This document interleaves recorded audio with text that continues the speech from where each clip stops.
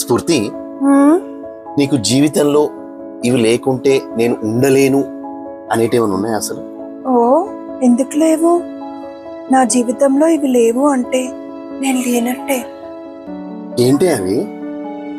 Washing machine, mixer grinder, vacuum cleaner. ఇవే అంటే నేను లేకుండా ఉండగలుగుతావా? మీరు అలా అలా ఎలా అనగలుగుతారండి?